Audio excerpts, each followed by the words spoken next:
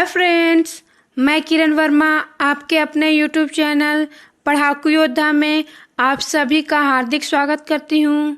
Friends, आप सभी video का जो भी टाइटल है और उसका जो थंबनेल है उसको देखकर ही समझ गए होंगे कि मैं आप सभी को आज केमिस्ट्री के बहुत ही इम्पोर्टेंट क्वेश्चन करवाने वाली हूँ। ठीक है फ्रेंड्स, जो कि आप सभी के एग्जाम्स में डेफिनेटली बहुत ही ज़्यादा प्रॉफिट देने वाला है। तो फ्रेंड्स, आप सभी इस वीडियो को कंप्लीट ज़रूर देखिए और साथ ही आप सभी को एक बार फिर से मैं ये बात और बता देती हूँ अपने इस वीडियो में कि मैं जो भी क्वेश्चन करवाऊँगी फ्रेंड्स, उसके पीछे का जो भी कॉन्सेप्ट है या फिर थ्योरी है उसे भी बताने वाली हूँ। तो इस प्रकार फ्रेंड्स, अगर आपने केमिस्ट्री नहीं भी पढ़ा है तो भी आपको कोई भी परेशानी नहीं होगी। ठीक है, तो चलिए फ्रेंड्स, मैं आप सभी का टाइम वेस्ट किए बिना ही ये वीडियो अब स्टार्ट करती हूँ। तो फ्रेंड्स, आज आप सभी के लिए सबसे पहला क्वेश्चन आप सभी की स्क्रीन पर शो हो रहा है, देखिए। तो पहला क्वेश्चन है फ्रेंड्स, आयोडीन जाति के आकार का कौन सा सही क्रम है? क्या पूछ रहा है फ्रेंड्स? आयोडीन जाति, जाति मीन्स जैसा कि ब्रैकेट में क्या लिखा हुआ है फ्रेंड्स, स्पीसीज। तो यहाँ पर इससे मीनिंग ये है इस क्वेश्चन का कि जो आयोडीन होता है जो कि पीरियोडिक टेबल का एक एलिमेंट है फ्रेंड्स, तो इस आयोडीन का जो एटॉम होता है, ठीक है, एटॉम मीन्स परमाणु होता है, तो जब वो न्यूट्रल होता है ना, क्या न्यूट्रल मीन्स उदासीन, जब उस पर कोई भी चार्ज नहीं है तब उसका आकार जो है वो सबसे बड़ा होता है। या फिर जब ये आयोडीन जो है उसका परमाणु क्या हो जाता है, प्लस आयन में कन्वर्ट हो जाता है, मीन्स पॉजिटिव आयन में कन्वर्ट हो जाता है, धनात्मक हो जाता है, तब उसका आकार ज्यादा होता है। ठीक है, मीन्स परमाणु का साइज बढ़ जाता है। या फिर जब ये एक इलेक्ट्रॉन ग्रहण करके ऋण आयन में कन्वर्ट हो जाता है, ठीक है, ऋण आयन में परिवर्तित हो जाता है, ऋण आयन मीन्स निगेटिव आयन में परिवर्तित हो जाता है, तब इस परमाणु का आकार बढ़ जाता है। ठीक है, तो ये जो तीनों होते हैं फ्रेंड्स, न्यूट्रल परमाणु होता है आयोडीन का, है ना, और जो पॉजिटिव आयन वाला आयोडीन परमाणु होता है I+, ठीक है, उसके बाद जो निगेटिव वाला आयोडीन परमाणु होता है I-, तो इन तीनों का जो साइज है फ्रेंड्स, ठीक है, क्या इन तीनों का जो साइज है या फिर आकार है उनका ऑर्डर कैसे होगा ये पूछा जा रहा है। क्या पूछा जा रहा है? उनका ऑर्डर, ऑर्डर मीन्स क्या फ्रेंड्स, हिंदी में क्रम, मीन्स कौन सा बड़ा होगा, I बड़ा होगा कि I+ बड़ा होगा कि I- बड़ा होगा, ये आप सभी से क्वेश्चन में पूछा जा रहा है। ठीक है ना, आप सभी को क्वेश्चन समझ में आ गया होगा। देखिए फ्रेंड्स, आप सभी का क्वेश्चन समझना बहुत ही जरूरी है, क्योंकि जब आप क्वेश्चन को समझेंगे तभी उसका सही आंसर दे पाएंगे, इसलिए मैं आप सभी को अभी तक क्वेश्चन समझा रही थी। ठीक है ना फ्रेंड्स, तो उम्मीद करती हूँ आप सभी को क्वेश्चन अच्छे से समझ में आ गया होगा। तो देखिए फ्रेंड्स, ये बहुत ही ज़्यादा इंपॉर्टेंट क्वेश्चन है और ऐसा क्वेश्चन फ्रेंड्स बहुत सारे एग्जाम्स में अभी तक पूछा जा चुका है। तो इसका फ्रेंड्स बहुत ही इजी सॉल्यूशन होता है ना, मैं आप सभी को इसका थ्योरी बता देती हूँ, फिर आप सभी को खुद ही समझ में आ जाएगा कि इसका आंसर कौन सा होगा। ठीक है, तो देखिए फ्रेंड्स, कभी भी ना कोई भी एलिमेंट है ना, अगर उसने क्या किया, इलेक्ट्रॉन का त्याग कर दिया, क्या कर दिया, इलेक्ट्रॉन का त्याग कर दिया सपोज, ठीक है, तब वो क्या बन जाता है, वो धन आयन बन जाता है। ठीक है, धन आयन मीन्स कैटायन बन जाता है फ्रेंड्स। ठीक है, तो फ्रेंड्स इसमें क्या होता है पता है, देखिए अगर कोई भी तत्व अपने बाहरी जो भी इलेक्ट्रॉन है उसका त्याग कर देता है, क्या कर दिया, त्याग कर दिया, तो जो नाभिक में जो भी धनावेश रहता है ना, वो क्या करता है, आकर्षित करता है इलेक्ट्रॉनों को। तो जैसे ही एक इलेक्ट्रॉन का त्याग कर देते हैं तो नाभिक क्या है, एक्टिव हो जाता है, अरे मेरा एक इलेक्ट्रॉन कोई ले गया। ठीक है, वो क्या बोलता है, नाभिक बोलता है अरे मेरा एक इलेक्ट्रॉन कोई ले गया, तो क्या करता है फ्रेंड्स, बाकी इलेक्ट्रॉनों को ज्यादा अट्रैक्ट करने लग जाता है। क्या करने लग जाता है, बाकी इलेक्ट्रॉनों को और भी अधिक फोर्स से क्या करता है, अट्रैक्ट करता है, मीन्स और भी अधिक बल से अपनी ओर आकर्षित करता है। ठीक है, जो भी नाभिक धनावेश जो नाभिक है वो। अब देखिए फ्रेंड्स, जब एक इलेक्ट्रॉन का त्याग कर दिए, है ना, तो शायद आप सभी को पता होगा कि जो परमाणु होता है या एटम होता है वो न्यूट्रल होता है। क्यों होता है? क्योंकि उसमें प्रोटॉनों की और न्यूट्रॉनों की संख्या बराबर होती है। लेकिन जैसे ही एक इलेक्ट्रॉन का त्याग कर दिया तो क्या होगा फ्रेंड्स, जो धनावेश है उसकी संख्या भी बढ़ जाती है। ठीक है, देखिए कभी भी इलेक्ट्रॉन का त्याग होता है तो प्रोटॉन की संख्या में कोई भी परिवर्तन नहीं होता है, ये आप सभी को पता होना चाहिए। ठीक है, तो देखिए एक इलेक्ट्रॉन का त्याग कर दिया तो इलेक्ट्रॉन की संख्या कम हो गई, लेकिन प्रोटॉन की संख्या तो अब भी वही है, मीन्स अब प्रोटॉन की संख्या एक ज्यादा हो गई, मीन्स धनावेश भी क्या हो गया, नाभिक का बढ़ गया, जिसकी वजह से भी नाभिक क्या करता है, बाकी इलेक्ट्रॉनों को बहुत ही ज्यादा फोर्स से क्या करता है फ्रेंड्स, फोर्स मीन्स बल से आकर्षित करता है अपनी ओर। अब देखिए, अब आकर्षित करेगा इसका मतलब यह है कि जो परमाणु है उसका आकार क्या हो जाएगा फ्रेंड्स, है ना, मीन्स अब तो ये चार्जेबल हो गया, ठीक है, मीन्स आयन में कन्वर्ट हो गया, धन आयन में। तो अब इसका आकार क्या हो जाएगा, कम हो जाएगा पहले की अपेक्षा, ठीक है, क्या हो जाएगा, पहले की अपेक्षा कम हो जाएगा, क्योंकि इलेक्ट्रॉन का त्याग करने से, देखिए सबसे जो बाहरी कक्षा में इलेक्ट्रॉन्स होते हैं उन्हीं का ये लोग त्याग करते हैं। तो जो बाहरी कक्षा के इलेक्ट्रॉन चले जाते हैं तो वो कक्षा तो खाली भी हो गया, है ना, क्या हो गया, खाली हो गया। तो अब उस पर नाभिक ध्यान नहीं देगा। जो बाकी के कक्षा बचे हुए हैं, कक्षा मीन्स क्या, ऑर्बिट्स बचे हुए हैं, वहां पर जो इलेक्ट्रॉन है अब नाभिक उनको आकर्षित करता है, ठीक है, जिससे नाभिक का आकार कम हो जाता है। और जो लास्ट वाला जो ऑर्बिट था, है ना, उसका काम तो वैसे भी खत्म हो गया इलेक्ट्रॉन के निकल जाने से। तो इस प्रकार फ्रेंड्स क्या करता है, नाभिक बहुत ही ज्यादा फोर्स से आकर्षित करता है। इसी वजह से जो धन आयन होता है ना, उसका आकार हमेशा जो न्यूट्रल होता है, ठीक है, मीन्स जिसमें कोई चार्ज नहीं है एलिमेंट, उससे हमेशा कम होता है। क्या होता है, उससे हमेशा कम होता है, ठीक है।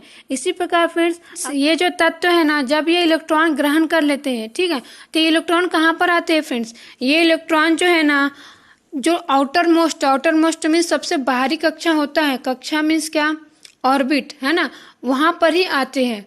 जो तत्व है ना, उनका जो भी आउटर मोस्ट सबसे बाहरी जो कक्षा होते हैं, वहीं पर वो इलेक्ट्रॉन क्या करते हैं, वहीं पर वो आते हैं, ठीक है। अब इससे क्या होता है फ्रेंड्स, इससे ये होता है कि जो भी धनावेश है, ठीक है, या फिर जो भी पॉजिटिव आयंस है, कहाँ पर पॉजिटिव आयंस है, नाभिक में, है ना, उनसे ज्यादा हो जाता है ऋण आवेशों की संख्या, ठीक है, क्या हो जाता है, ऋण आवेशों की संख्या बढ़ जाती है। किससे बढ़ जाती है, जो भी धनावेश है उससे, ठीक है। धनावेश कहाँ पर है, धनावेश जो नाभिक है फ्रेंड्स, वहां पर जो प्रोटॉन है वो क्या रहता है, पॉजिटिव रहते हैं, है ना, इसलिए जो नाभिक होता है या फिर जो न्यूक्लियस होता है वो क्या रहता है, पॉजिटिव रहता है, ठीक है। तो उसकी संख्या अब क्या हो जाएगी फ्रेंड्स, जो भी ऋणावेश है या फिर जो भी इलेक्ट्रॉन्स है उनकी संख्या से अब कम हो जाएगा, और इलेक्ट्रॉनों की संख्या या फिर जो ऋणावेश है ना, निगेटिव आयंस है, उनकी संख्या क्या हो जाती है, बढ़ जाती है। अब देखिए फ्रेंड्स, इलेक्ट्रॉन को जब कोई भी तत्व ग्रहण करता है तो उनके सबसे आउटर मोस्ट ऑर्बिट में आता है, तो फ्रेंड्स उसमें तो पहले से इलेक्ट्रॉन्स हैं, है ना, पहले से इलेक्ट्रॉन्स। तो क्या होता है, एक ही कक्षा में, ठीक है, एक ही कक्षा या एक ही ऑर्बिट में अधिक इलेक्ट्रॉन आ जाने के कारण क्या होता है, उनमें परस्पर या फिर म्यूचुअल क्या होता है, रिपल्शन होता है, ठीक है, परस्पर प्रतिकर्षण कहते हैं, ठीक है। क्या कहते हैं फ्रेंड्स इसे हिंदी में, परस्पर प्रतिकर्षण, और इंग्लिश में क्या कहेंगे, म्यूचुअल रिपल्शन होता है, ठीक है। रिपल्शन प्रतिकर्षण मीन्स क्या होता है, वो एक दूसरे को दूर हटाने का प्रयास करते हैं, ठीक है। आकर्षण मीन्स क्या होता है फ्रेंड्स, आकर्षण या फिर अट्रैक्शन मतलब होता है पास लाने की कोशिश करना, क्या करना, पास लाने की कोशिश करना। और प्रतिकर्षण मीन्स क्या होता है, दूर, है ना, दूर करने की कोशिश करना, अपने आप से क्या करना, दूर करने की कोशिश करना, ठीक है। तो जब एक ही कक्षा में फ्रेंड्स अधिक इलेक्ट्रॉन्स आ जाते हैं तो उन लोग क्या करते हैं, एक दूसरे को प्रतिकर्षित करते हैं, ठीक है, मीन्स एक दूसरे को क्या करते हैं, दूर भेजने का प्रयास करते हैं। तो इससे क्या होता है फ्रेंड्स, इससे नाभिक का जो भी नाभिक है, न्यूक्लियस जिसमें पॉजिटिव चार्ज होता है, उनका इन इलेक्ट्रॉनों पर नियंत्रण या फिर कंट्रोल क्या हो जाता है, कम हो जाता है। अब वो ज्यादा अट्रैक्ट नहीं कर पाते हैं। और इसके साथ ही फ्रेंड्स मैं क्या बोली कि इनमें रिपल्शन हो रहा है ना, प्रतिकर्षण हो रहा है। तो इससे क्या होता है, जो नाभिक का साइज, जो परमाणु का साइज है, ठीक है, क्या परमाणु का जो साइज है फ्रेंड्स वो बढ़ जाता है, क्योंकि प्रतिकर्षित कर रहे हैं, दूर भेजने का प्रयास कर रहे हैं, है ना। तो वही कक्षा क्या होता है, थोड़ा सा बढ़ जाता है, ठीक है, क्या होता है, थोड़ा सा उसके साइज में वृद्धि हो जाती है, ठीक है। तो इस प्रकार फ्रेंड्स किसी भी तत्व का जो ऋणायन होता है, ठीक है, या फिर एनायन कहते हैं जिसे हम, है ना, वो हमेशा क्या होता है फ्रेंड्स, जो नॉर्मल तत्व होता है उसके साइज से हमेशा ज्यादा होता है, ठीक है। क्या, जो नॉर्मल तत्व होता है उसके साइज से हमेशा ज्यादा होता है।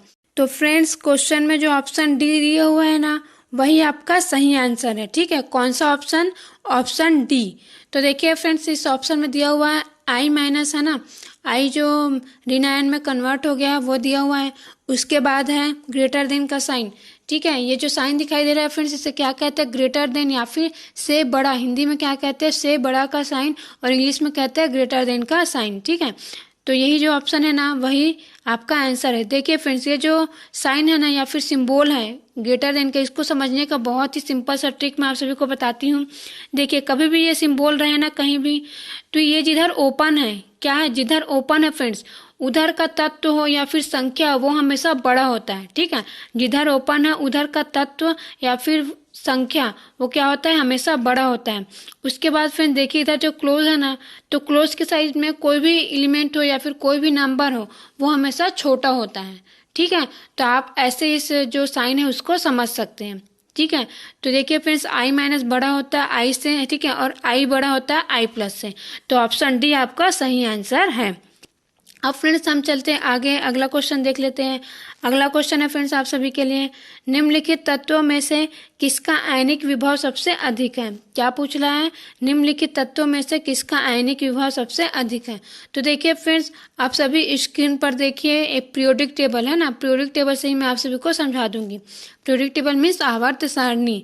तो देखिए फ्रेंड्स, किसी भी आवर्त में ना, ठीक है, क्या होता है, किसी भी आवर्त में, आवर्त किसे कहते हैं, देखिए ये जो आप सभी, अगर हम यहाँ पर देखिए, यहाँ पर सेकंड लिखा, इधर लिखा है ना, ठीक है, सेकंड लिखा है, तो ये जो हॉरिजॉन्टल लाइन है, ठीक है, अगर मैं ऐसे हॉरिजॉन्टल लाइन या फिर क्षैतिज लाइन खींचती हूँ ना, ठीक है, तो ये क्या होता है फ्रेंड्स, इसे ही हम क्या कहेंगे, आवर्त कहेंगे। ठीक है, और अगर मैं ऊपर से नीचे, up to down vertical line खींचती हूँ, ठीक है, ऊपर से नीचे वर्टिकल लाइन खींचती हूँ ना, तो इसे हम क्या कहते हैं, इसे हम वर्ग कहते हैं या फिर ग्रुप कहते हैं।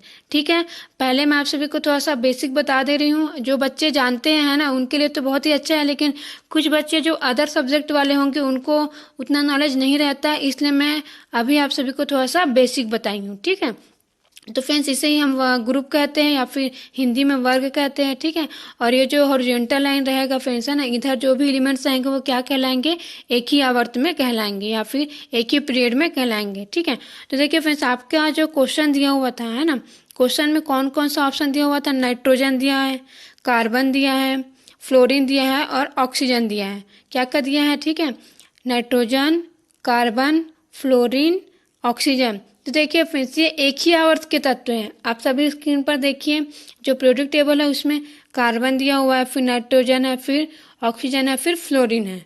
ठीक है, तो ये एक ही आवर्त के तत्व हैं, है ना। अब देखिए फिर इसके पीछे का मैं थ्योरी बताती हूँ। देखिए, तो देखिए फ्रेंड्स, जब भी हम किसी भी पीरियड में या फिर आवर्त में लेफ्ट टू राइट चलते हैं, लेफ्ट टू राइट मीन्स बाएं से दाएं चलते हैं। ठीक है, बाएं से दाएं जब चलते हैं फ्रेंड्स, तो क्या होता है, ये जो आयनिक विभव या फिर जो आयनाइजेशन पोटेंशियल है फ्रेंड्स, इसका मान बढ़ते जाता है।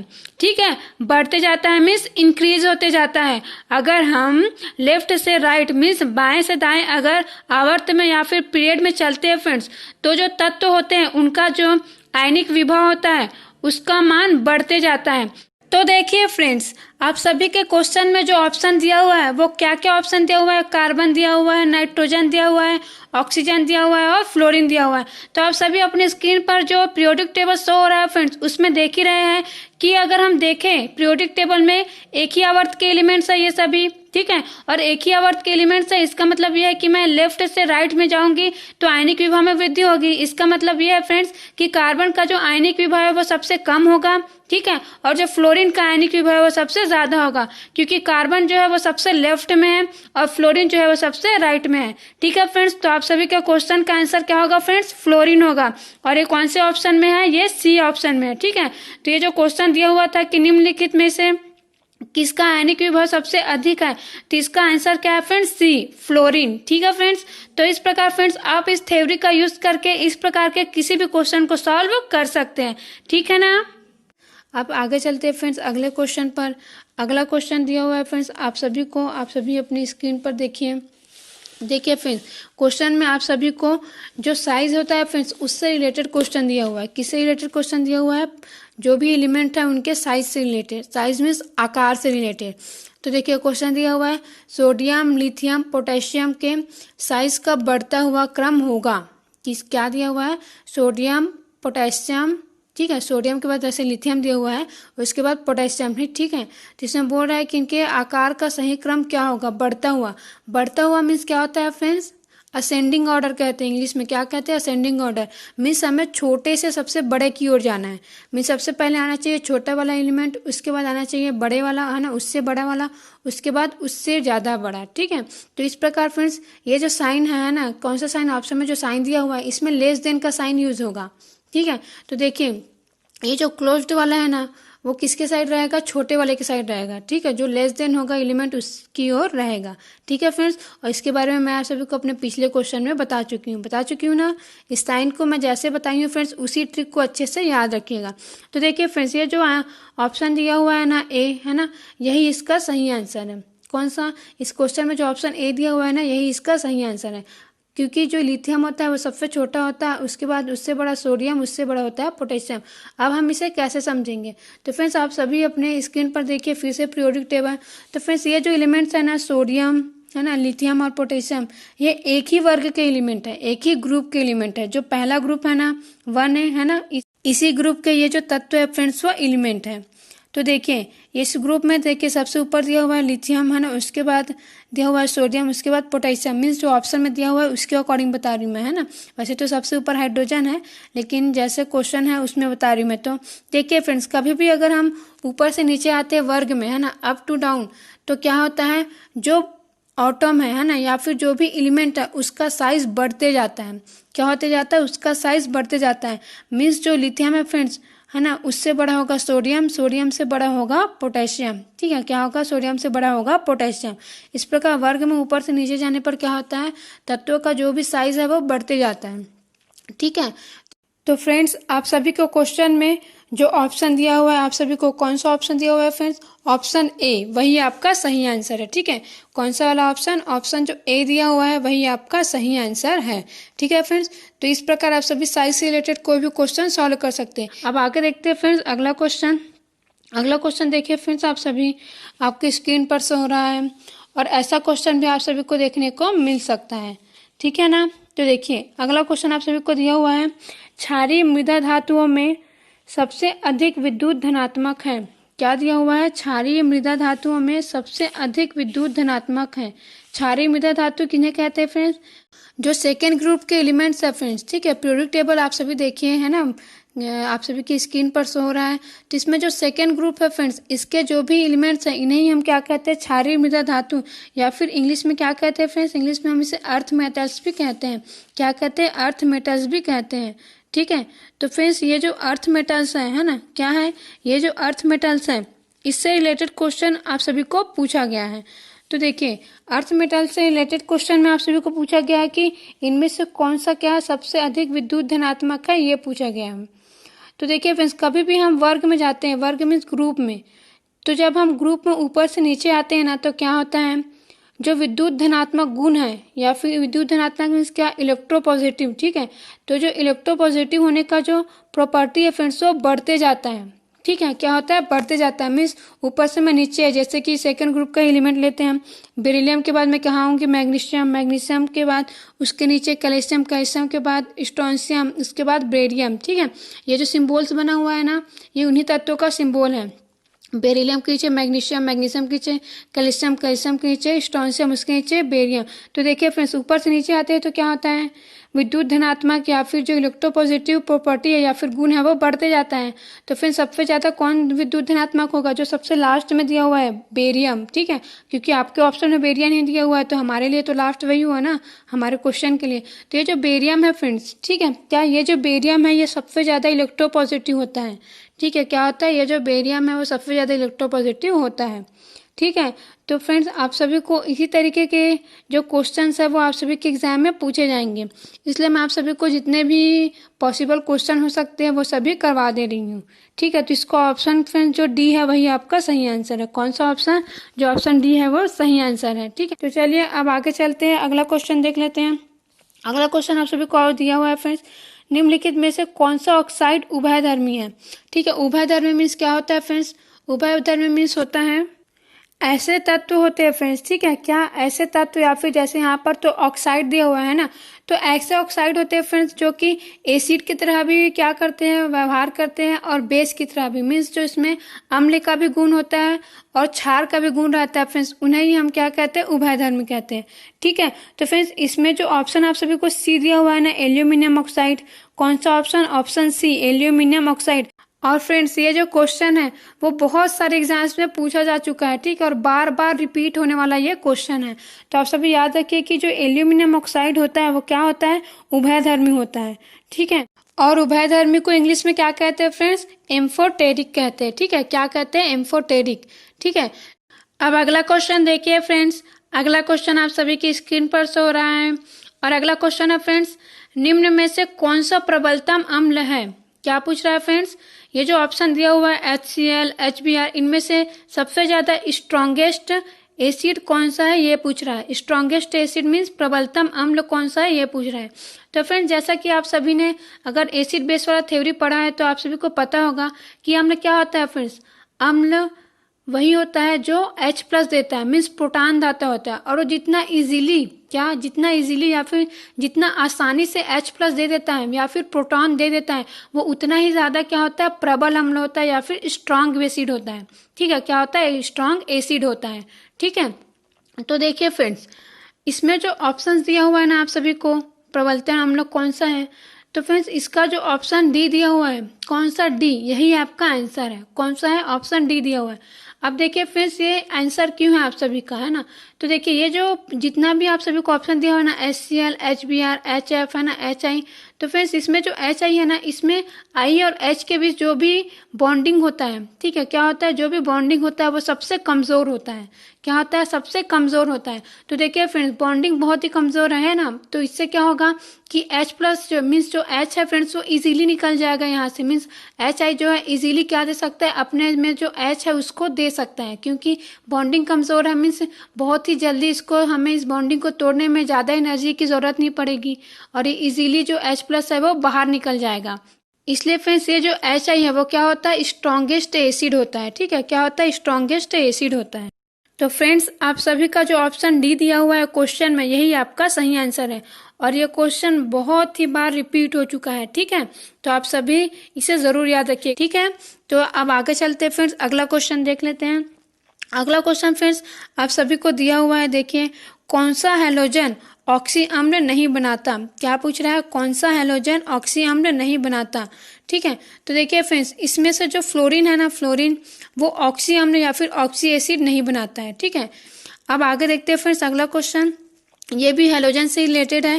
क्वेश्चन में पूछा जा रहा है निम्नलिखित में से कौन ताप के प्रति सर्वाधिक स्थायी है। क्या पूछ रहा है, निम्नांकित में से कौन ताप के प्रति सर्वाधिक स्थायी है। ठीक है, मीन्स अगर ज़्यादा ताप भी हम बढ़ा देते हैं, टेम्परेचर को अगर हम इंक्रीज भी कर दें, तो ऐसा कौन सा एलिमेंट है इनमें से, ठीक है, जो कि बहुत ही ज़्यादा ताप में भी स्टेबल रह सकता है। ठीक है, स्थायी मीन्स क्या पूछ रहा है, स्टेबल रह सकता है। तो फ्रेंड्स इसका जो ऑप्शन ए दिया हुआ है ना, फ्लोरीन, है ना, क्या दिया हुआ है, फ्लोरीन, यही आपका आंसर है। कौन सा वाला, ऑप्शन ए। ठीक है, ये जो फ्लोरीन है फ्रेंड्स ये ताप के प्रति सर्वाधिक स्थायी होता है। आप सभी ने सुना होगा फ्रेंड्स कि आजकल कैसा बर्तन आता है मार्केट में, आता है ना, नॉन स्टिक वाला बर्तन आता है। ठीक है, तो फ्रेंड्स ये जो नॉन स्टिक मतलब होता है ना चिपकने वाला। ठीक है, बताते हैं ना, जैसे कि रोटी वगैरह बनाते हुए दिखाएंगे एडवर्टाइजमेंट में, है ना, और एक जो अलग से रहेगा, कोई भी तवा ले लीजिए, है ना, तो उसमें क्या दिखाता है कि उसमें रोटी चिपक जाता है ना, और क्या हो जाता है, ख़राब हो जाता है। लेकिन फिर दूसरा वाला लेके आएंगे और बताएंगे कि नहीं इसमें नहीं चिपक रहा है, देखिए, ऐसा एडवर्टाइजमेंट किया जाता है। तो फ्रेंड्स ये जो एडवर्टाइजमेंट किया जाता है इसमें जो भी एलिमेंट होता है, मीन्स सॉरी एलिमेंट नहीं, जो भी पदार्थ मिलाया जाता है फिर इसमें क्या होता है, उसमें फ्लोरीन होता है एक्चुअली में। आप सभी ने टेफ्लॉन नाम का सुना होगा। क्या, टेफ्लॉन एक बहुलक है। ठीक है, क्या है, एक बहुलक या फिर पॉलीमर है। तो ये जो टेफ्लॉन है ना फ्रेंड्स, है ना, क्या ये जो टेफ्लॉन है उसी का यूज़ किया जाता है नॉन स्टिक बर्तन में। ठीक है, जो नॉन स्टिक के बर्तन होते हैं ना, जो उसमें रोटियां हो या फिर कोई भी अगर हम खाने की सामग्री बनाते हैं वो नहीं चिपकता है। नॉन स्टिक मीन्स क्या, जो नहीं चिपकता है ना, ऐसा बर्तन जिसमें कोई भी खाना अगर हम बनाते हैं तो उसमें नहीं चिपकता है। तो ये सारे जो बर्तन होते हैं फ्रेंड्स इसमें क्या यूज़ होता है, टेफ्लॉन यूज़ होता है, जो कि क्या है, जो टेट्राफ्लोरोइथिलीन होता है ना, टेट्राफ्लोरोइथिलीन, उसका क्या है, ये पॉलीमर है। ठीक है, क्या है, पॉलीमर है। ठीक है, तो फ्लोरो क्या रहा है फ्रेंड्स, फ्लोरो से क्या है, ये फ्लोरीन के लिए यूज़ किया गया है। तो फ्रेंड्स इसमें क्या होता है, टेफ्लॉन में फ्लोरीन रहता है। क्या रहता है, फ्लोरीन रहता है। इसलिए फ्रेंड्स उसका यूज़ किस में किया जाता है, खाना बनाने में किया जाता है। क्योंकि मैं क्या बोली, ये ताप के प्रति अधिक क्या है, स्थायी रहता है। मीन्स ताप अगर आप बढ़ा दोगे टेम्परेचर तब भी ये स्टेबल रहता है। मतलब ये है कि ये खाना के साथ, ठीक है, मीन्स जैसी ताप हम इंक्रीज करेंगे, है ना, तो ये ताप के प्रति स्थायी होता है, इसलिए ये खाना में नहीं मिलता है। ठीक है, क्या, ये खाने में नहीं मिलता है। इसलिए फ्रेंड्स इसका यूज़ किस में किया जाता है, जो नॉन स्टिक बर्तन होते हैं ना उसमें इसका यूज़ किया जाता है। ठीक है, तो फ्रेंड्स ये जो टेफ्लॉन है ना, इसमें क्या होता है, फ्लोरीन होता है। तो इस क्वेश्चन का आंसर भी क्या है, फ्लोरीन है, और इसका जो यूज़ है वो भी मैं आप सभी को बता दी हूँ। ठीक है ना, अब चलिए फ्रेंड्स आगे चलते हैं। आगे देखते हैं फ्रेंड्स हम और साथ ही फ्रेंड्स आगे चलने से पहले एक और बात बता देती हूँ मैं, ऐसा नहीं है कि बहुत ही ज़्यादा ताप पर ये क्या होगा कि स्टेबल ही रहेगा ना, हर चीज़ की एक लिमिटेशन होती है। तो ये भी एक लिमिट ताप पर ही क्या रहता है, स्टेबल रहता है। और भी ज़्यादा ताप अगर हम बढ़ाते हैं तो क्या हो जाता है, ये खाने के साथ मिक्स हो सकता है। ठीक है, क्या हो सकता है, खाने के साथ मिक्स हो सकता है इससे फ्रेंड्स। और साथ ही ये जो फ्लोरीन है वो हमारे लिए, हमारे शरीर के लिए बहुत ही ज़्यादा खतरनाक होता है। ठीक है, तो इस टाइप का जो बर्तन आते हैं ना, नॉन स्टिक वगैरह करके, है ना, तो उसका यूज़ अगर हम ना ही करें तो ज़्यादा बेटर है। ठीक है, अब आगे चलते हैं फ्रेंड्स, है ना, अगला क्वेश्चन देख लेते हैं। अगला क्वेश्चन है आप सभी के लिए, 25 डिग्री सेल्सियस ताप पर कौन सा अधातु द्रव है। ठीक है, क्या बोल रहा है, 25 डिग्री सेल्सियस ताप पर कौन सा अधातु, अधातु मीन्स नॉन मेटल, ठीक है, वो लिक्विड है, ये पूछ रहा है। तो फ्रेंड्स इसमें से जो ब्रोमीन आप सभी को दिया हुआ है ना सामने ही, यही क्या है फ्रेंड्स, ये नॉन मेटल है ना, और साथ ही ये क्या है, लिक्विड है। ठीक है, मीन्स ये जो जितने भी अधातु है ना, जितने भी नॉन मेटल्स है, उसमें एकमात्र ऐसा मेटल है, नॉन मेटल है ना, मेटल नहीं, नॉन मेटल मीन्स अधातु है जो कि क्या है, लिक्विड है। ठीक है, और ये क्वेश्चन भी बहुत बार एग्जाम में पूछा जा चुका है, और ये यूनिवर्सल क्वेश्चन है, लगभग सबको पता होता है कि ब्रोमीन ही एकमात्र अधातु है, क्योंकि ओनली यही है ना, एक ही रहता है, तो सबको पता ही रहता है। तो ये जो ब्रोमीन है ये क्या होता है, 25 डिग्री सेल्सियस जो दिया हुआ है ना, वो एक्चुअली में कमरे का ताप दिया हुआ है, मीन्स कमरे के ताप पर भी ये जो ब्रोमीन है वो क्या होता है, लिक्विड स्टेट में पाया जाता है। ठीक है, अगले क्वेश्चन पर जाने से पहले फ्रेंड्स मैं आप सभी को एक और बात बता देती हूँ कि मैं इस यूट्यूब चैनल पढ़ाकू योद्धा पर आप सभी को फिजिक्स के क्वेश्चंस भी करवा रही हूँ फ्रेंड्स, जो आप सभी के एग्जाम्स में बहुत ही ज़्यादा काम आने वाले हैं। अगर आप कोई भी एग्जाम देते हो जिसमें साइंस रहता है फ्रेंड्स, तो उसमें मैं जैसा क्वेश्चन आप सभी को फिजिक्स में करवा रही हूँ फ्रेंड्स, ऐसा ही क्वेश्चन पूछा जाता है। और साथ ही अगर आप अदर सब्जेक्ट वाले बच्चे इस वीडियो को देख रहे हैं तो भी आपको घबराने की कोई भी ज़रूरत नहीं है, क्योंकि मैं आप सभी के लिए इतने अच्छे से बताती हूँ, मैथ्स के रूल भी बताती हूँ, जिससे आप सभी को अच्छे से समझ में आ जाए। तो फ्रेंड्स आप सभी फिजिक्स के क्वेश्चन भी ज़रूर देखिएगा। और साथ ही टेक्नोलॉजी में फ्रेंड्स मैं आप सभी को जो एटॉमिक एनर्जी, न्यूक्लियर एनर्जी वगैरह पढ़ाई हूँ फ्रेंड्स, वो आप सभी के हर एग्जाम में काम आएगा, है ना। तो आप सभी उन सारे वीडियोस को, टेक्नोलॉजी के वीडियोस को भी जरूर देखिएगा। इसी के साथ फ्रेंड्स हमारे इस यूट्यूब चैनल पर जो इन्वायरमेंट है फ्रेंड्स, उसका भी इम्पोर्टेंट क्वेश्चन सीरीज करवाया जा रहा है, जिससे आप सभी को पता चले कि इन्वायरमेंट में कैसा क्वेश्चन पूछा जाता है।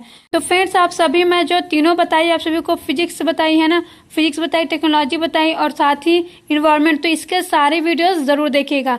और आप सभी के लिए गुड न्यूज़ ये है फ्रेंड्स कि ये जो सारे वीडियोस हैं, है ना, कौन कौन से फिजिक्स के, इन्वायरमेंट के और टेक्नोलॉजी के, इसको मैं आप सभी के लिए इस वीडियो के अंत में जो एंड स्क्रीन है फ्रेंड्स उसमें ऐड कर दी हूँ। तो इससे फ्रेंड्स आप सभी को कोई भी असुविधा नहीं होगी। आप सभी वीडियो को अंत तक जरूर देखिएगा। अंत में फ्रेंड्स आप सभी को वीडियो का आइकॉन शो होगा, फिजिक्स का भी होगा, इन्वायरमेंट का भी होगा फ्रेंड्स, इसी के साथ टेक्नोलॉजी का भी होगा। तो आपको जिस भी वीडियो को देखना हो फ्रेंड्स, आप सभी उस आइकॉन को टच करिएगा, जिससे वीडियो ओपन हो जाएगा और आप सभी को ढूंढने की भी जरूरत नहीं पड़ेगी। ठीक है फ्रेंड्स, अब आगे चलते हैं फ्रेंड्स।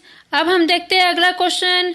और क्वेश्चन क्या है फ्रेंड्स अगला, मैग्नीज की उच्चतम ऑक्सीकरण अवस्था है। क्या पूछा है, मैग्नीज। ठीक है, ये जो साइन आपको दिखाई दे रहा है ना, सिंबल MN, ठीक है, कैपिटल M लिखा है और स्मॉल n लिखा है, वो किसका सिंबल है फ्रेंड्स, मैग्नीज का। ठीक है, ये पीरियोडिक टेबल का एक एलिमेंट है मैग्नीज। ठीक है, तो इस मैग्नीज की उच्चतम ऑक्सीकरण अवस्था है, ये पूछ रहा है। मीन्स उसके जो कंपाउंड्स दिए हुए हैं फ्रेंड्स, ठीक है, क्या दिया हुआ है ऑप्शन में, ये जो मैग्नीज तत्व है उसके यौगिक दिए हुए हैं, जैसे MnO2 दिया हुआ है, नहीं MnO3 दिया हुआ है। ठीक है, क्या दिया हुआ है, ए में MnO3 दिया हुआ है, उसके बाद Mn3O4 दिया हुआ है। ठीक है, उसके बाद KMnO4 दिया हुआ है। तो ये जो सारे कंपाउंड या फिर यौगिक है फ्रेंड्स मैग्नीज के, तीन में से कौन से कंपाउंड में ये जो मैग्नीज है उसका हाईएस्ट ऑक्सीडेशन स्टेट, क्या हाईएस्ट ऑक्सीडेशन स्टेट मीन्स उच्चतम ऑक्सीकरण अवस्था है, ये पूछा जा रहा है। ठीक है फ्रेंड्स,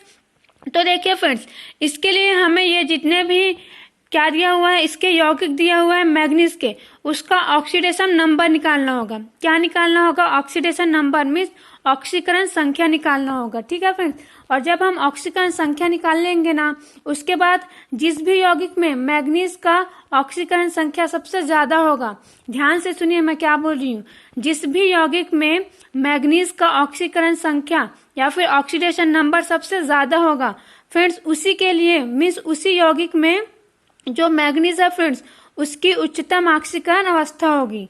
ठीक है, तो हमें क्या करना है, ऑक्सीडेशन नंबर निकालना है, और जो भी यौगिक में क्या होगा, ये नंबर सबसे ज़्यादा होगा तो वही हाईएस्ट क्या होगा, ऑक्सीडेशन स्टेट होगा मैग्नीज का। तो चलिए फ्रेंड्स स्टार्ट करते हैं सबसे पहले से, ठीक है। मीन्स सबसे पहले हम किसका निकालेंगे, MnO3 का।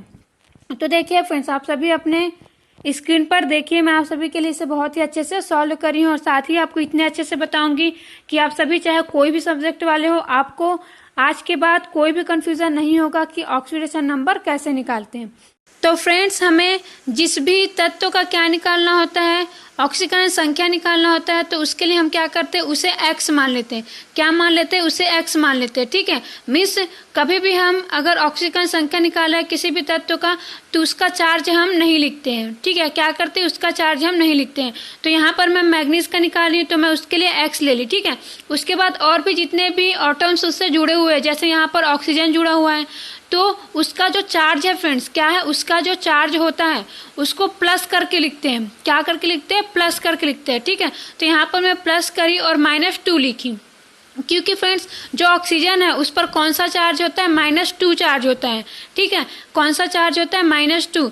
क्यों होता है फ्रेंड्स, क्योंकि ऑक्सीजन को अपना अष्टक पूर्ण करने के लिए 2 इलेक्ट्रॉन्स की आवश्यकता होती है।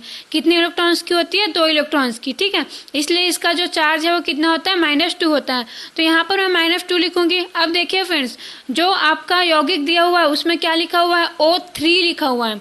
क्या लिखा हुआ है, O3। मीन्स यहाँ पर जो ऑक्सीजन एटम है वो अकेला नहीं है, उसके साथ 3 है। मीन्स ये जो ऑक्सीजन एटम है वो उस संख्या में कितनी है, यहाँ पर 3 है, ठीक है। ऑक्सीजन एटम कितनी संख्या में है, 3।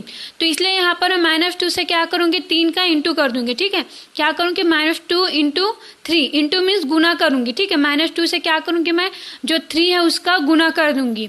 तो फ्रेंड्स अब इसको मैं सॉल्व करूँगी सिंपली। तो देखिए फ्रेंड्स, 2 3 जा कितना होता है, 6। मीन्स 2 3 कितना होता है, 6 होता है। तो यहाँ पर मैं 6 लिखी, कितना लिखी, 6 लिखी, ठीक है। अब देखिए, अब मैं इसके इक्वल में यहाँ पर क्या लिखी हूँ, 0 लिखी हूँ ना।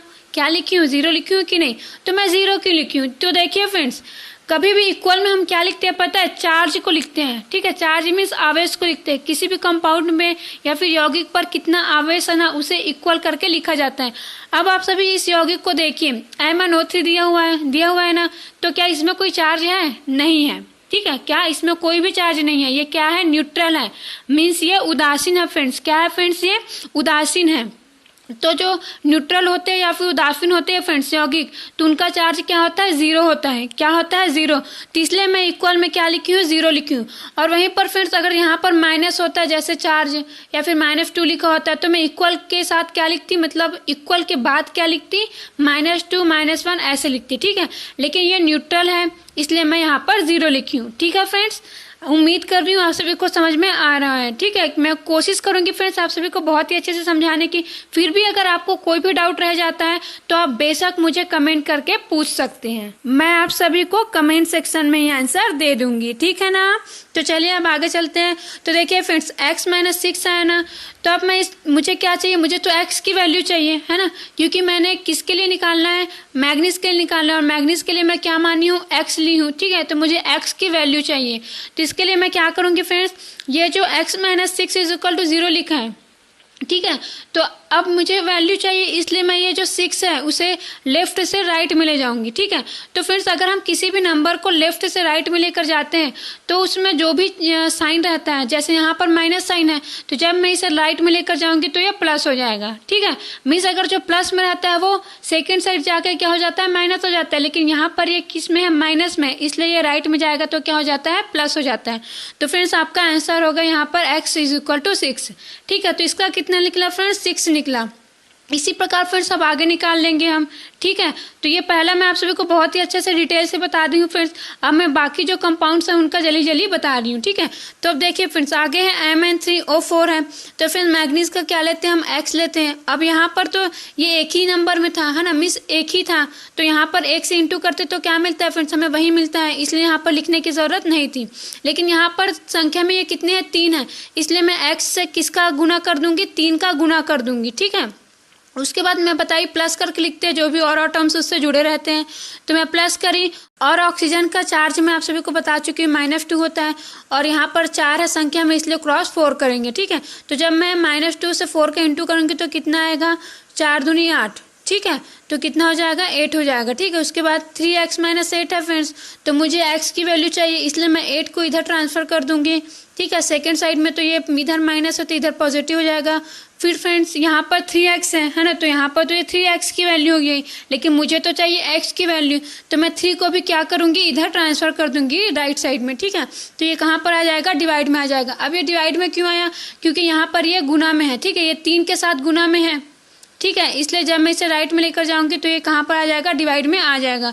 मैं फ्रेंड्स आप सभी को बार बार ये बातें बता चुकी हूँ। ठीक है, आप सभी ने अगर मेरा फिजिक्स का वीडियो देखा होगा है ना, और केमिस्ट्री का जिसमें मैं क्वेश्चंस वगैरह सॉल्व करवाई हूँ, अगर आपने उसे देखा होगा फ्रेंड्स, तो आप सभी को मैंने मैथ्स के सारे रूल बताई हूँ। ठीक है, तो अगर आपने अभी तक नहीं देखा है तो आप सभी उन्हें ज़रूर देखिए, मीन्स उन सभी वीडियोस को ज़रूर देखिए, क्योंकि वो सारे वीडियोस आप सभी के एग्जाम्स के लिए बहुत ही ज़्यादा इंपॉर्टेंट हैं। ठीक है फ्रेंड्स, तो आप सभी उस वीडियो को ज़रूर देखिएगा, और उसमें मैंने मैथ्स के बहुत सारे ऐसे रूल्स बताए हैं जिन्हें जानना आप सभी के लिए बहुत ही आवश्यक है। ठीक है फ्रेंड्स, तो देखिए फ्रेंड्स, जब मैं 3 से 8 को डिवाइड करूँगी तो कितना आएगा 2.66, क्योंकि देखिए 3 दूनी क्या होता है, 6 होता है। ठीक है, कितना होता है, 3 दूनी 6 होता है ना, तो फ्रेंड्स मैं 8 में से 6 घटाऊंगी तो कितना बचेगा, 2 बचेगा। ठीक है, लेकिन अब 2 क्या है, 3 से छोटा है, क्या है 3 से छोटा है फ्रेंड्स, तो हम क्या करेंगे, जब भी छोटा हो जाता है ना तो दशमलव लगा देते हैं। तो जैसे ही दशमलव लगता है 2 के बाद क्या लग जाएगा, 0 लग जाएगा। फिर क्या होगा, 3 त्रिक 9 होता है। ठीक है, उसके बाद होगा 3 चौक 12, 3 पंचे 15, 3 छक्का 18। ठीक है, तो फ्रेंड्स अगर मैं और इससे ज़्यादा जाऊँगी, ठीक है ना, तो 3 सत्ते कितना हो जाएगा, 21 मीन्स 21 हो जाएगा। तो अब वो ज़्यादा हो गया, तो ज़्यादा तो लेते नहीं हैं, हम हमेशा कम लेते हो, तो कितना आ जाएगा 18 करूँगी तो फिर से 2 आ जाएगा फ्रेंड्स। ठीक है, 20 में से 18 करेंगे तो फिर से कितना आ जाएगा, 2 आ जाएगा ना, 20 में से 18 घटाऊंगी तो इस प्रकार ऐसे 2 आते जाएगा है ना। तो ऐसे 20 करके डिवाइड करेंगे तो 2.666 ऐसे आएगा। ठीक है, इसलिए फ्रेंड्स इसका आंसर क्या है, 2.66 है। ठीक है, आप सभी को डिवाइड करना आता होगा फ्रेंड्स, है ना, तो आप सभी डिवाइड करके देख लीजिएगा। ठीक है, तो और भी आप सभी को अच्छे से समझ में आ जाएगा। अब आगे देखिए फ्रेंड्स, K-4, अब देखिए इस K-4 में K भी है, तो K का मैं क्या होता है, चार्ज +1 चार्ज होता है। ठीक है, K का कितना होता है, चार्ज +1 चार्ज होता है। Mn का x लूंगी है ना, वैसे फिर O के लिए फिर से 4 दिया हुआ है, तो सेम मैं ऐसे ही लिख दूंगी -4 × 4। ठीक है, -2 × 4। ठीक है, उसके बाद फ्रेंड्स जब मैं इंटू करूँगी तो -8 होगा। तो अब यहाँ पर +1 है और यहाँ पर -8 है। ठीक है, तो फ्रेंड्स अगर एक प्लस में रहता है और एक माइनस में रहता है ना, तो हमेशा घटता है। ठीक है, और जो साइन है वो किसका लगता है, जो संख्या जो है ज़्यादा होता है, जैसे यहाँ पर 8 क्या है माइनस में और ये 1 से ज़्यादा है ना, है ना, तो इसलिए यहाँ पर साइन क्या लगेगा, माइनस साइन लगेगा। और यहीं पर अगर 1 जो है माइनस में होता है और 8 जो प्लस में होता है ना, तो जो भी घटाने के बाद आती वैल्यू वो प्लस में होता है। ठीक है, क्योंकि कभी भी अगर हम कोई भी दो संख्याओं को आपस में घटाते हैं, जो भी हमें क्या मिलता है फ्रेंड्स, प्रोडक्ट मिलता है ना, मीन्स घटाने के बाद जो भी संख्या हमें मिलता है, वैल्यू मिलती है फ्रेंड्स, उस पर कौन सा साइन होता है, जो भी नंबर बड़ा है ना, उसका साइन होता है। तो यहाँ पर -8 है तो 8 बड़ा है 1 से, है ना, तो यहाँ पर -7 आ जाएगा। ठीक है फ्रेंड्स, तो यहाँ पर जब x - 7 करूँगी तो 7 आ गया। ठीक है, तो देखिए अब ये जो 7 है इसको मैं क्या करी फ्रेंड्स, इधर ट्रांसफ़र कर दी, किधर ट्रांसफ़र कर दी, राइट में, तो x = 7। तो यहाँ पर कितना आया, 7 आया। उसके बाद फ्रेंड्स फिर d वाला है, तो d को भी ऐसे ही हम लोग सॉल्व करेंगे। ठीक है, तो यहाँ पर क्या आ जाएगा फ्रेंड्स, x = 6 आ जाएगा। फ्रेंड्स मैं पहले ही आप सभी को तीनों अच्छे से बता चुकी हूँ, इसलिए मैं और इसे डीप से नहीं बता रही हूँ। ठीक है, तो आप सभी के लिए वैसे भी मैंने सॉल्व कर दी हूँ। ठीक है, तो आप सभी उसे भी देख सकते हैं, और साथ ही मैं बोलूँगी आप सभी से कि मैंने आप सभी को पहला वाला जैसे निकाल के बताई हूँ, तो आप सभी इन तीनों को खुद से भी निकाल कर देखें। ठीक है, इससे क्या होगा फ्रेंड्स, आपकी प्रैक्टिस हो जाएगी और आप चेक भी कर पाएंगे कि आपको समझ में आया है कि नहीं। ठीक है, तो इसका आएगा फ्रेंड्स 6। तो देखिए फ्रेंड्स पहले का आया 6 है ना, सेकंड का आया 2.66 और थर्ड का आया 7 और फोर्थ का आया 6। तो देखिए फ्रेंड्स किसका सबसे ज़्यादा है ऑक्सीकरण नंबर, जो सी वाला है फ्रेंड्स K-4, उसका ऑक्सीकरण नंबर सबसे ज़्यादा है। किसका, K-4 जो दिया हुआ है फ्रेंड्स, है ना, ऑप्शन सी आपके क्वेश्चन में, उसका ऑक्सीकरण नंबर ज़्यादा है। तो फ्रेंड्स इसी यौगिक के लिए जो मैग्नीज है उसकी उच्चतम ऑक्सीकरण अवस्था होगी। तो आपका आंसर कौन सा होगा फ्रेंड्स, ऑप्शन सी। कौन सा होगा, ऑप्शन सी, K-4 वाला। ठीक है ना, तो ऐसे ही आपको सॉल्व करना है फ्रेंड्स, है ना। ठीक है फ्रेंड्स, अब चलते हैं हम अगला क्वेश्चन देखते हैं। उम्मीद करती हूँ आप सभी को अच्छे से समझ में आ गया होगा। अब आगे देखिए फ्रेंड्स, आगे है निम्नलिखित में से संक्रमण धातुओं के लिए क्या सत्य नहीं है। क्या बोल रहे हैं फ्रेंड्स, आप सभी को जो ट्रांजिशन मेटल्स है ना, संक्रमण धातु, उनका प्रॉपर्टीज मीन्स उनके गुण दिए हुए हैं ऑप्शन में। तो इनमें से कौन सा इनका प्रॉपर्टी या फिर गुण नहीं है, ये पूछा जा रहा है। तो सबसे पहला दिया हुआ है फ्रेंड्स, इनके गलनांक व क्वथनांक उच्च होते हैं। क्या दिया हुआ है, इनके गलनांक व क्वथनांक उच्च होते हैं। उसके बाद बी दिया हुआ है फ्रेंड्स, इनके यौगिक सामान्यतः रंगीन होते हैं। क्या दिया हुआ है, इनके यौगिक सामान्यतः रंगीन होते हैं। उसके बाद सी दिया हुआ है फ्रेंड्स, ये आयनिक अथवा सहसंयोजक यौगिक बनाते हैं। उसके बाद दिया हुआ है फ्रेंड्स, ये परिवर्तनीय संयोजकता प्रदर्शित नहीं करते हैं। तो ये जो ऑप्शन डी दिया हुआ है फ्रेंड्स, यही गलत है, क्योंकि जितने भी एलिमेंट्स है पीरियोडिक टेबल में, इसमें सबसे ज्यादा परिवर्तनीय संयोजकता कौन प्रदर्शित करते हैं, ये जो ट्रांजिशन एलिमेंट्स है मीन्स जो संक्रमण धातु है फ्रेंड्स, यही सबसे ज्यादा परिवर्ती या फिर परिवर्तनीय संयोजकता प्रदर्शित करते हैं। ठीक है फ्रेंड्स, तो आप सभी को ये सारी बातें याद रखना है, क्योंकि फ्रेंड्स एग्जाम में ये जो प्रॉपर्टीज है वो पूछ दिया जाता है कि ये किसके गुण है। मीन्स आपका पूछेगा कि ये जो परिवर्तीय संयोजकता प्रदर्शित करने का गुण है वो किसका गुण है। तो आप सभी को ऑप्शन दिया रहेगा संक्रमण तत्व, अंतर संक्रमण तत्व दिया रहेगा, निरूपक तत्व या फिर क्षार धातु करके ऑप्शन दिया रहेगा। तो आप सभी को पता होना चाहिए कि कौन से जो तत्व है वो सबसे ज्यादा परिवर्तीय संयोजकता प्रदर्शित करते हैं। और इसके जो बाकी मैं प्रॉपर्टीज आप सभी को बार बार पढ़ के बताई हूँ फ्रेंड्स, वो इसीलिए पढ़ के बताई मीन्स अभी ऑप्शन को, क्योंकि आप सभी को इनके गुण भी पता होना चाहिए। ठीक है फ्रेंड्स, तो इसका जो ऑप्शन डी है फ्रेंड्स, यही आप सभी के लिए आंसर है। कौन सा वाला, ऑप्शन डी आप सभी का आंसर है। ठीक है फ्रेंड्स, अब आगे देखिए फ्रेंड्स अगला क्वेश्चन। अगला क्वेश्चन आप सभी के लिए दिया हुआ है फ्रेंड्स, वह तत्व जो सबसे अधिक ऑक्सीकरण अवस्था प्रदर्शित करता है। फ्रेंड्स आप सभी से उस तत्व का नाम पूछ रहा है, मीन्स इसमें तो वैसे सिंबल दिया हुआ है तत्वों का। ठीक है, तो उस सिंबल से ही आपको बताना है फ्रेंड्स कि इनमें से कौन सा तत्व जो है सबसे अधिक ऑक्सीकरण अवस्था प्रदर्शित करता है। तो फ्रेंड्स इनमें से जो मैग्नीज दिया हुआ है ना, MN, कैपिटल M और स्मॉल n दिया हुआ है, इसको क्या पढ़ते हैं फ्रेंड्स, मैग्नीज पढ़ते हैं, और यही सबसे ज्यादा ऑक्सीकरण अवस्था प्रदर्शित करता है। ठीक है फ्रेंड्स, अब अगला क्वेश्चन देखिए। अगला क्वेश्चन आप सभी की स्क्रीन पर शो रहा है, और क्वेश्चन क्या दिया हुआ है फ्रेंड्स, कैलामाइन खनिज है। ठीक है, मीन्स कैलामाइन नाम का फ्रेंड्स कोई खनिज है। वैसे तो फ्रेंड्स ये अयस्क है ना, क्या है, अयस्क है। तो फ्रेंड्स जितने भी अयस्क होते हैं वो एक्चुअली में क्या होते हैं, खनिज होते हैं, है ना। आप सभी ने अगर पढ़ा होगा तो आपको पता होगा। तो फ्रेंड्स ये जो कैलामाइन है ना, वो जिंक का एक अयस्क है। क्या है, जिंक का एक अयस्क है। तो इनमें से फ्रेंड्स आप सभी को क्या दिया हुआ है, इसका एक फॉर्मूला दिया हुआ है।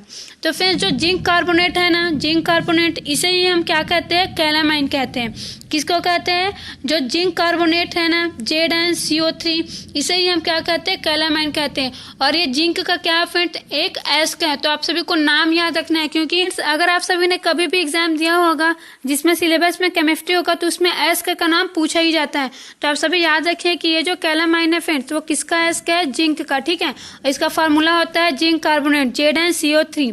ठीक है फ्रेंड्स, अब अगला क्वेश्चन देखिए फ्रेंड्स। अगला क्वेश्चन आप सभी की स्क्रीन पर शो रहा है, और ये क्वेश्चन क्या है फ्रेंड्स, स्फुरदीप्ति प्रदर्शित करता है। स्फुरदीप्ति मीन्स फास्फोरेंस। ठीक है, तो आप सभी को पूछा जा रहा है कि ये जो ऑप्शन आप सभी को दिया हुआ है, लाल फास्फोरस, सफेद फास्फोरस, काला फास्फोरस, है ना, गहरा लाल फास्फोरस, तीन में से कौन सा जो तत्व है, कौन सा फास्फोरस जो है वो स्फुरदीप्ति या फिर फास्फोरेंस क्या करता है, प्रदर्शित करता है। तो फ्रेंड्स इसका जो ऑप्शन बी है, सफेद फास्फोरस, यही आपका आंसर है।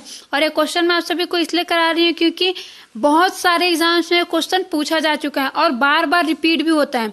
तो आप सभी याद रखिए फ्रेंड्स कि जो फास्फोरस है उसके जो अपर रूप है ना, तो उसमें से अपर रूप मीन्स एलोट्रॉप्स, है ना। तो इसमें से फ्रेंड्स जो सफेद फास्फोरस होता है या फिर जो व्हाइट फास्फोरस होता है, यही क्या करता है, फास्फोरेंस प्रदर्शित करता है या फिर शो करता है। ठीक है, और फ्रेंड्स ये फास्फोरेंस क्या होता है, ठीक है, फास्फोरेंस या फिर स्फुरदीप्ति। तो फ्रेंड्स आप सभी ने अगर कभी भी पढ़ा होगा तो दो नाम सुना होगा, कौन कौन सा, एक होता है प्रतिदीप्ति होता है ना, और एक होता है फ्रेंड्स स्फुरदीप्ति। प्रतिदीप्ति को क्या कहते हैं इंग्लिश में, फ्लोरोसेंस कहते हैं। क्या कहते हैं, फ्लोरोसेंस कहते हैं। ठीक है, और स्फुरदीप्ति को क्या कहते हैं इंग्लिश में, फास्फोरेंस कहते हैं। तो फ्रेंड्स आखिर ये प्रतिदीप्ति और स्फुरदीप्ति मीन्स फ्लोरोसेंस और फास्फोरेंस आखिर होता क्या है। तो देखिए फ्रेंड्स, कुछ पदार्थ ऐसे होते हैं, है ना, क्या कुछ पदार्थ जो प्रकृति में पाए जाते हैं वो ऐसे होते हैं फ्रेंड्स, जिन पर अगर लाइट पड़ता है ना तो वो क्या करते हैं, चमकने लगते हैं। क्या करते हैं फ्रेंड्स, चमकने लगते हैं। तो ऐसे ही पदार्थ क्या कहलाते हैं फ्रेंड्स, प्रतिदीप्ति पदार्थ कहलाते हैं। क्या पदार्थ कहलाते हैं, प्रतिदीप्ति पदार्थ कहलाते हैं। और ऐसा ही होता है फ्रेंड्स स्फुरदीप्ति। स्फुरदीप्ति पदार्थ भी सेम होता है फ्रेंड्स। ये स्फुरदीप्ति पदार्थ भी ऐसे पदार्थ होते हैं जिन पर अगर कोई भी प्रकाश पड़ता है, कोई भी लाइट पड़ता है फ्रेंड्स, तो ये जो पदार्थ होते हैं वो चमकने लगते हैं। तो फ्रेंड्स आखिर ये जो प्रतिदीप्ति और जो स्फुरदीप्ति है, मीन्स जो फ्लोरेसेंस है ना, और जो फास्फोरेंस है, तो आखिर इनमें डिफरेंस क्या है, क्योंकि दोनों में ही तो चमक रहा है लाइट पड़ने पर। तो फ्रेंड्स इसमें डिफरेंस ये होता है कि जो प्रतिदीप्ति होता है, मीन्स जो प्रतिदीप्ति की घटना होती है ना, क्या, जिसे हम इंग्लिश में क्या कहते हैं, फ्लोरोसेंस कहते हैं। तो फ्रेंड्स इसमें क्या होता है, कोई भी पदार्थ तभी तक चमकता है जब तक उस पर लाइट पड़ते रहता है। ठीक है, मीन्स हम जैसे ही लाइट को हटा लेंगे फ्रेंड्स, वो पदार्थ जो है चमकना बंद कर देगा। ठीक है, लेकिन फ्रेंड्स जो स्फुरदीप्ति या फिर जो फास्फोरेंस की घटना होती है, इसमें क्या होता है फ्रेंड्स, जो लाइट है वो पदार्थ पर जब पड़ता है तब तो पदार्थ चमकता ही है, लेकिन लाइट को जब हम हटा लेते हैं तब भी फ्रेंड्स कुछ समय तक ये जो पदार्थ होते हैं, स्फुरदीप्ति पदार्थ या फिर जो फास्फोरेंस पदार्थ होते हैं, वो चमकते रहते हैं। ठीक है, तो ये मेन डिफरेंस होता है फ्रेंड्स इन दोनों पदार्थों में। कौन कौन से पदार्थों में, जो प्रतिदीप्ति पदार्थ मीन्स जो फ्लोरोसेंस मटेरियल होता है, और जो फास्फोरेंस मीन्स क्या, स्फुरदीप्ति जो पदार्थ होते हैं उनमें। ठीक है, तो फ्रेंड्स जैसा कि क्या होता है, लाइट पड़ने पर जो प्रतिदीप्ति पदार्थ है वो चमकने लगते हैं ना, लेकिन तभी तक चमकते हैं जब तक इस पर लाइट पड़ते रहता है। तो इसी घटना को क्या कहते हैं फ्रेंड्स, प्रतिदीप्ति कहते हैं, मीन्स फ्लोरोसेंस कहते हैं। क्या कहते हैं फ्रेंड्स, फ्लोरोसेंस कहते हैं। ठीक है, और फ्रेंड्स जो स्फुरदीप्ति पदार्थ होते हैं या फिर जो फास्फोरेंस मटेरियल्स होते हैं, उनमें क्या होता है, इनमें जब तक लाइट पड़ती है तब तो क्या ये चमकते रहते हैं, लेकिन उसके बाद भी चमकते हैं, मीन्स लाइट को हटा लेने पर भी ये चमकदार दिखाई देते हैं। तो फ्रेंड्स इस घटना को ही क्या कहते हैं, फास्फोरेंस या फिर स्फुरदीप्ति कहते हैं। ठीक है फ्रेंड्स, तो उम्मीद करती हूँ आप सभी को समझ में आ गया होगा। और साथ ही फ्रेंड्स मैं आप सभी को इसका एक एप्लीकेशन वगैरह भी बता देती हूँ, मीन्स इसका उपयोग कहाँ पर है। आप सभी को पता होगा फ्रेंड्स, आपने देखा भी होगा कि जब भी आप रात में कहीं पर जाते रहते हैं ना, तो अगर आप कार में हैं या फिर बाइक में है तो उसकी लाइट फ्रेंड्स कभी कभी किसी साइन बोर्ड पर पड़ता है। ठीक है, किस पर पड़ता है, कोई भी साइन बोर्ड है ना, साइन बोर्ड बोलने से जिसमें संकेत दिया रहता है कि आपको इधर मुड़ना है ना, लेफ्ट में मुड़ना है या फिर राइट में मुड़ना है करके, या फिर कहीं पर फ्रेंड्स खतरे का साइन भी बना होता है ना। तो जब भी फ्रेंड्स आपका जो भी बाइक है या फिर कार का लाइट उस पर पड़ता है, उस निशान पड़ता है, वो चमकने लगता है। ठीक है, आपने देखा है ना, वो चमकने लगता है। लेकिन फ्रेंड्स जैसे ही आप लाइट को हटा लोगे तो वो नहीं चमकता है। तो आपने फ्रेंड्स अपने प्रैक्टिकल लाइफ में भी इसका यूज देखा हुआ है। और कुछ जो है रहते हैं फ्रेंड्स, कुछ जो साइन बोर्ड रहता है ना, जहाँ पर संकेत वगैरह दिया रहता है, तो फ्रेंड्स कहीं कहीं पर देखने को मिलता है कि वो चमकते ही रहते हैं, है ना, क्या करते हैं, चमकते ही रहते हैं। तो फ्रेंड्स उस पर पहले से ही लाइट क्या कर दिया जाता है, डाल दिया जाता है, जिसका इफेक्ट ये होता है कि वो कुछ देर तक चमकते ही रहता है। ठीक है फ्रेंड्स, तो आप सभी को समझ में आ गया होगा कि ये दोनों घटनाएं क्या होता है। ठीक है ना। अब अगला क्वेश्चन देखिए फ्रेंड्स, अगला और लास्ट क्वेश्चन है आप सभी के लिए। कौन सा तत्व पृथ्वी के सतह पर बहुतायत में मिलता है। ठीक है, क्या पूछा है फ्रेंड्स, जो अर्थ है ना उसके सरफेस पर कौन सा तत्व जो है वो सबसे ज्यादा मिलता है, वो पूछा जा रहा है। तो फ्रेंड्स इसमें जो ऑक्सीजन दिया हुआ है ना ऑप्शन में, ठीक है, जो डी ऑप्शन दिया हुआ है ना वही आपका सही आंसर है। जो ऑक्सीजन है फ्रेंड्स वही पृथ्वी पर सबसे ज्यादा मिलता है, मीन्स अर्थ के सरफेस पर सबसे ज्यादा कौन सा एलिमेंट मिलता है, ऑक्सीजन ही मिलता है। ठीक है, ये रहा फ्रेंड्स आप सभी के लिए बहुत ही इंपॉर्टेंट क्वेश्चंस केमिस्ट्री के, जिसमें मैं आप सभी को पीरियोडिक टेबल के जितने भी एलिमेंट्स है ना उससे जितना भी क्वेश्चन हो सकता था इस वीडियो में करवाई हूँ। फ्रेंड्स इसके आगे भी मैं आप सभी के लिए बहुत ही इंपॉर्टेंट वीडियोस बनाऊंगी, लेकिन आज मैं जितने क्वेश्चंस करवाई हूँ फ्रेंड्स आप सभी उसका प्रैक्टिस अच्छे से कर लीजिएगा। और अगर वीडियो को एक ही बार देखकर समझ में ना आए तो कृपया वीडियो को एक बार जरूर देखिएगा फ्रेंड्स, क्योंकि हमें अगर कोई चीज समझना है फ्रेंड्स तो ऐसा नहीं है कि हम अचानक से एक ही बार पढ़े और वो समझ में आ जाए। समझने के लिए हमें उसे बार बार पढ़ना पड़ता है। ठीक है फ्रेंड्स, और मैं उम्मीद करती हूँ फ्रेंड्स कि अगर आप 2 से 3 बार वीडियो को देखेंगे तो डेफिनेटली आपको अच्छे से समझ में आ जाएगा। साथ ही फ्रेंड्स आप सभी मेरे इस वीडियो को लाइक जरूर करिएगा, और अगर कोई डाउट हो तो कमेंट भी करिएगा, और जो नए बच्चे हैं वो मेरे इस यूट्यूब चैनल को सब्सक्राइब करिएगा। Thank you friends.